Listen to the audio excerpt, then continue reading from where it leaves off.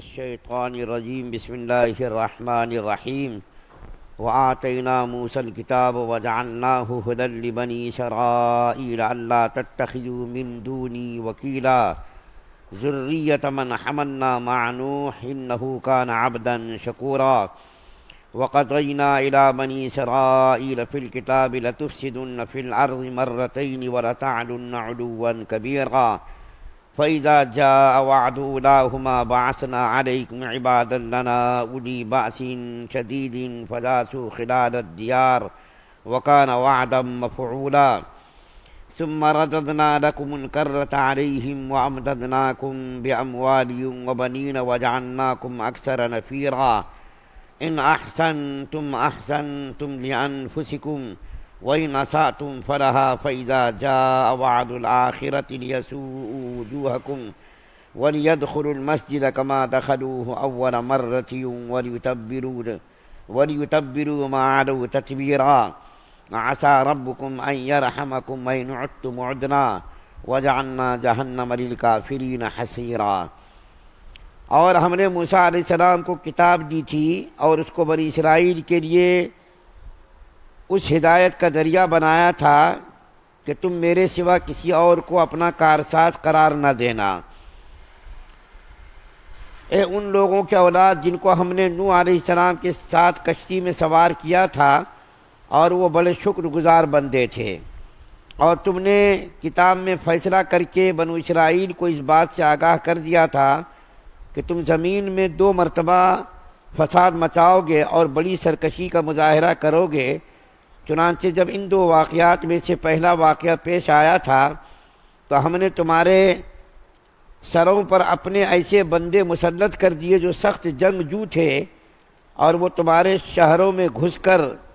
پھیل گئے، اور یہ ایک ایسا وعدہ تھا جسے پورا کر کے رہنا ہی تھا۔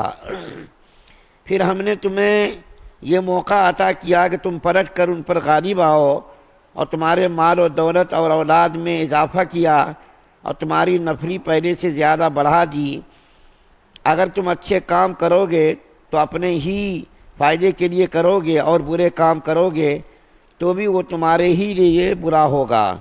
چنانچہ جب دوسرے واقعے کی میعاد آئی تو ہم نے دوسرے دشمنوں کو تم پر مسلط کر دیا تاکہ وہ تمہارے چہروں کو بگاڑ ڈالیں، اور تاکہ وہ مسجد میں اسی طرح داخل ہوں جیسے پہلے لوگ داخل ہوئے تھے، اور جس چیز پر ان کا زور چلے اس کو تہس نہس کر کے برباد کر دیں۔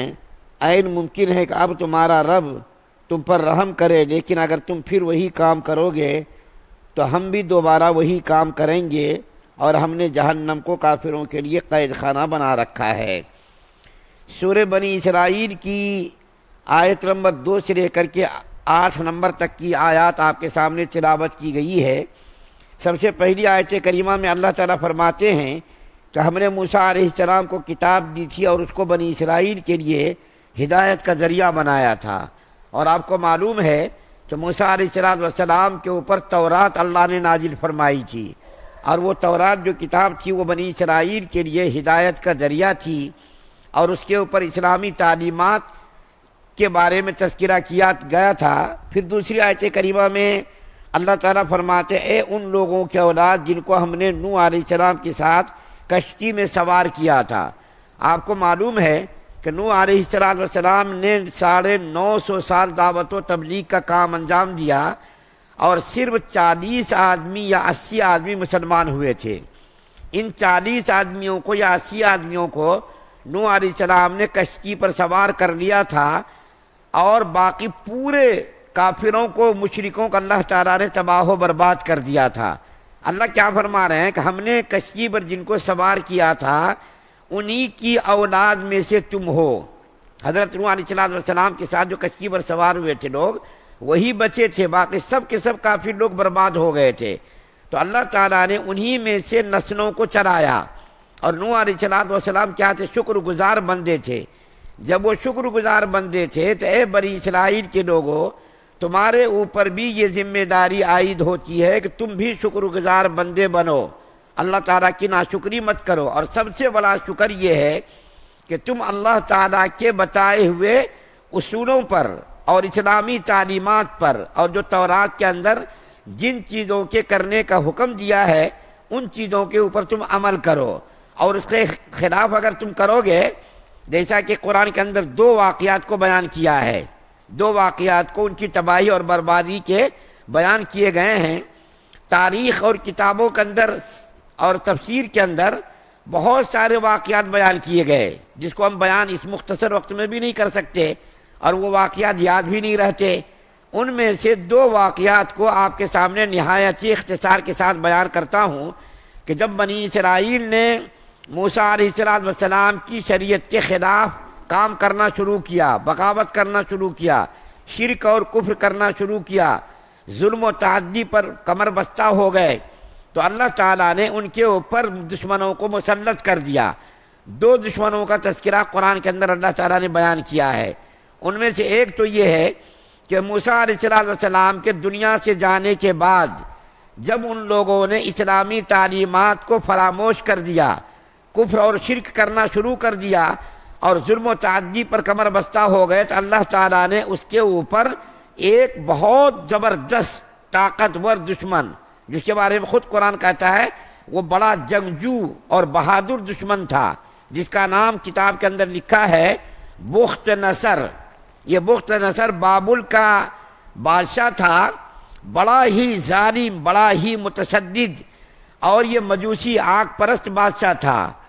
بنی اسرائیل کے اوپر یعنی فلسطین کے اوپر انہوں نے قبضہ کیا، قبضہ کر کے 70,000 بنی اسرائیل کے لوگوں کو قتل کیا، اور 70,000 عورتوں کو اور بچوں کو گرفتار کر کے اپنے ساتھ لے کر کے گیا۔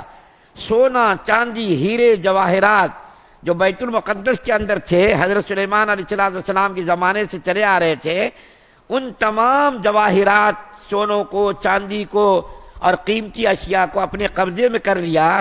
اور سینکڑوں ہزاروں گاڑی پر سوار کر کے ان قیمتی اشیاء کو لے کر کے بابل گیا،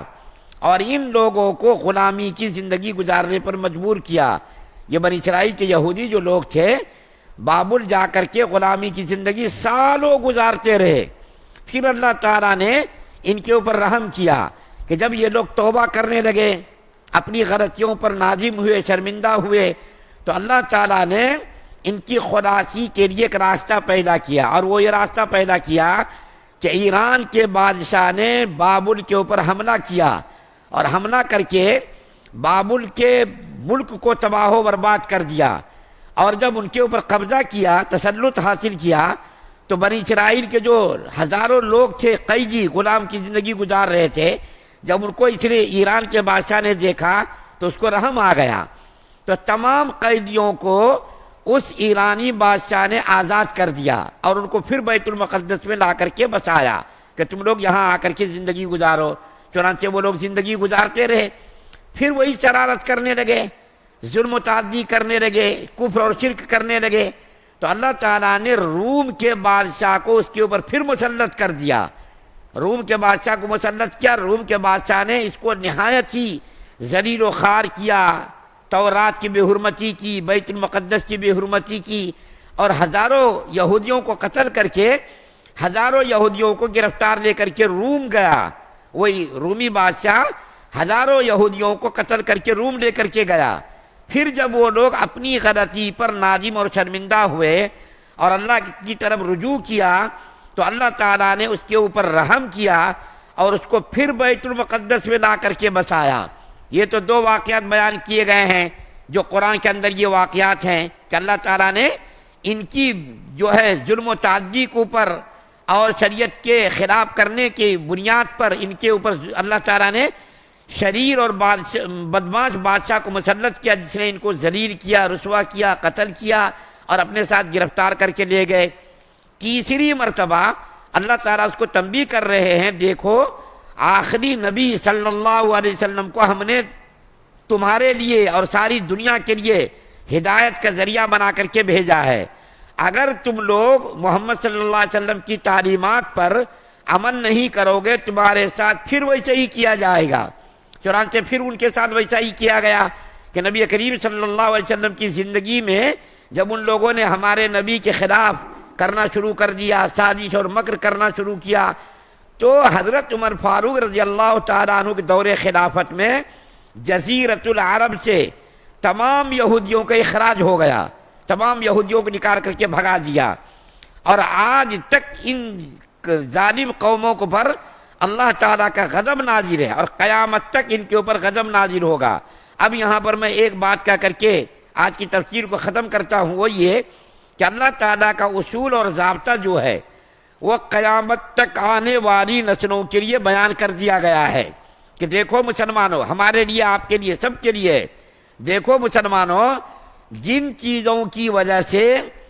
یہودیوں کے اوپر اللہ تعالیٰ کا غیظ و غضب نازل ہوا اور یہودیوں کو اللہ تعالیٰ نے تباہ و برباد کیا، اگر وہی کام تم کرو گے،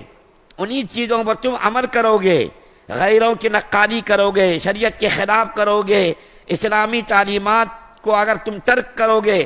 تو تمہارے اوپر بھی اللہ کا یہی غضب نازل ہوگا۔ اللہ تعالیٰ کو کوئی یہودیوں سے کوئی دشمنی نہیں کہ اللہ تعالیٰ کی ان کے ساتھ کوئی دشمنی ہے اور مسلمان کچھ بھی کرتا رہے تو اللہ تعالیٰ خاموش بیٹھے گا، ایسا نہیں۔ قیامت تک کے لیے ایک ضابطہ بیان کر دیا کہ جو لوگ اللہ کی فرما برداری کریں گے، اللہ اس کو ساری دنیا پر غالب کریں گے، اور جو اللہ تعالیٰ کی نافرمانی کرے گا، اللہ تعالیٰ کا اس کے اوپر غیظ و غضب نازل ہوگا۔ چنانچہ دیکھو مسلمانوں پر آج ہو رہا نہیں ہو رہا، وہ بیت المقدس جو مسلمانوں کا قبلہ اول تھا، مسلمانوں کی نظر میں نہایت ہی قابل احترام مقام تھا، آج یہودیوں کو اس کے اوپر مسلط کر دیا۔ یہودی لوگ قابض ہیں، کئی مرتبہ بیت المقدس پہ آگ لگائی گئی، آج یہودی فوج اس کے اندر جوتے پہن کر کے بیت المقدس کی حرمت کو، اس کے تقدس کو فوج پامال کر رہی ہے، اور اس کو ہیکل سلیمانی بنانے کی کوشش کر رہی ہے یہودی قوم، اور یہودی لوگ ان کو توڑ کر کے ہیکل سلیمانی بنانے کی کوشش کر رہے ہیں، اور بیت المقدس کے فلسطین کے ہزاروں مسلمان، تو ابھی 50,000 سے زیادہ مسلمانوں کو شہید کیا جا چکا ہے، اور 54 اسلامی ملک تماشائی بنے ہوئے دیکھ رہے ہیں تماشا۔ کسی ملک کی کوئی ہمت نہیں ہو رہی ہے کہ ایک چھوٹا سا یہودی ملک، اور 80 لاکھ یا 1 کروڑ کی تعداد ان کی صرف ہے، اتنی کم تعداد پر وہ ساری دنیا کے مسلمانوں پر غالب ہے، اور مسلمان بے بسی کے ساتھ ان کو دیکھ رہے ہیں، اور مسلمانوں کو شہید ہوتے ہوئے یہ مناظر بھی دیکھ رہے ہیں، نوجوانوں کے چتھڑے اڑ رہے ہیں، ٹینکوں کے ذریعے سے مسلمانوں کو قتل کیا جا رہا ہے، بمباری کی جا رہی ہے، اور گولیوں سے بھونا جا رہا ہے، عورتوں کی بے حرمتی کی جا رہی ہے۔ بیت المقدس کے اندر جوتے پہن کر کے یہودی فوج بیت المقدس کی بے حرمتی کر رہی ہے، لیکن ساری دنیا کے مسلمان بے بسی کے ساتھ اس کو صرف دیکھ رہے ہیں، اس کے خلاف کوئی کارروائی کرنے سے قاصر ہیں۔ کیوں؟ اس کے اندر ہمت ہی نہیں ہے۔ اسلامی ممالک کے اندر جو شریعت کے خلاف کام ہو رہے ہیں، اب عرب ملکوں میں دیکھیے ناچ کا، گانے کا، شراب کا زوروں پر یہ ساری چیزیں چل رہی ہیں، اور اسلامی مملکتیں اور اسلامی حکومتیں ان چیزوں کو پر روک لگانے سے بالکل قاصر ہے۔ تو اللہ تعالیٰ نے یہودیوں کو مسلمانوں پر مسلط کر دیا ہے، یہ اللہ تعالیٰ کا غیظ و غضب ہے۔ جب تک مسلمان اللہ کی طرف رجوع نہیں کریں گے، جب تک اللہ تعالیٰ کی طرف مسلمان متوجہ نہیں ہوں گے، اسی طریقے سے مسلمان ذلت و خواری کی زندگی گزارنے پر مجبور ہوں گے۔ پھر اللہ تعالیٰ کیا فرما رہے ہیں کہ اگر تم لوگ راہ راست پر آ جاؤ گے تو میں بھی تمہارے لیے تمہاری نجات کا ذریعہ پیدا کروں گا، تمہارے اوپر رحم کروں گا، اور تمہارے ساتھ جو ہے خیر خواہی کا معاملہ کروں گا۔ اگر تم پھر بدل جاؤ گے،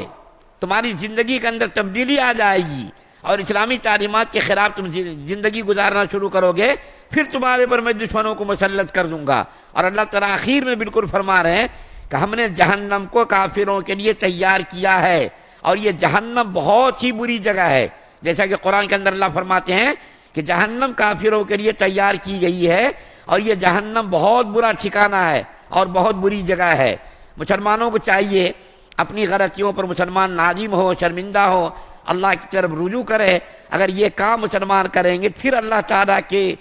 تعالیٰ کی رحمت اور اللہ تعالیٰ کا فضل مسلمانوں پر نازل ہوگا، اور مسلمانوں کو اللہ تعالیٰ پھر سے دوبارہ دشمنوں پر غالب کرے گا۔ اللہ سے دعا اللہ ہم سب سننے زیادہ عمل کی توفیق عطا فرمائے۔ سبحان اللہ بحمدہ سبحانک اللہم وبحمدک ونشہد